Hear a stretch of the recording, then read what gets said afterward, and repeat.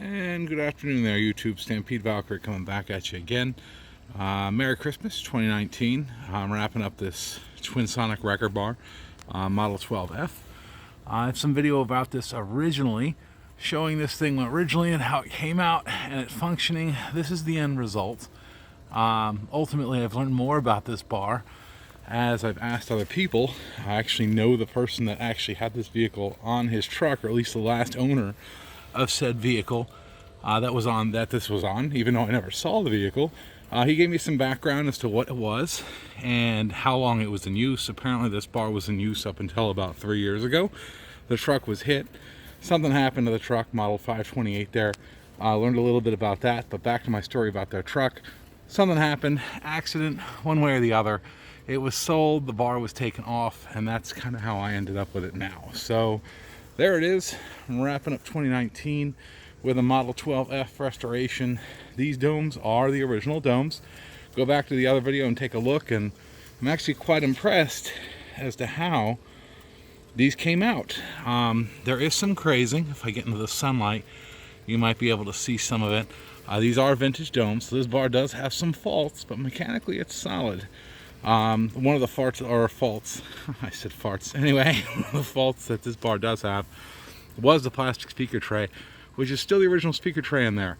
The problem is that 3 of the 4 screw holes for these guys that hold it down are stripped completely out. So it still has the original speaker tray. Eventually, at some point, if I feel like it, I'll find another plastic tray. I may have one sitting in a bin somewhere. Swap it out and bolt this thing down properly, but for the time being this is fine. I can also go ahead and actually once again recommend never dull to people. This speaker grill here was pretty gnarly, and I left it. I didn't go ahead and really polish the nutso out of it. As I get closer, you can kind of see it does have some patina on it, but never dull actually cleaned this thing up very nicely.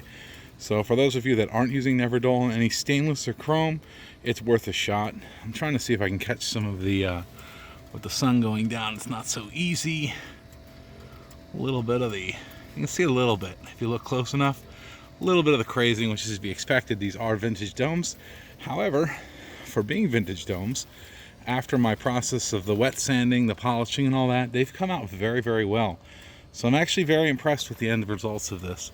Again, as I do my walk around, I'll come around behind it and get down so you can see that. The Model 528, though, like I said, is a wrecker model. Actually, it's a frame for a wrecker model. Did a little bit of research on that on myself, some comments from other previous YouTubers. Very good information to know. I didn't really want to get rid of that sticker because it kind of gives the bar a little bit of history. And now that I know where the bar came from, I'm going to see if I can get some pictures of it mounted on the truck originally. A little bit of history here. So that's it in a nutshell. Again, Merry Christmas, and hope your holidays and your new year are good. All right, Stampede Valkyrie out.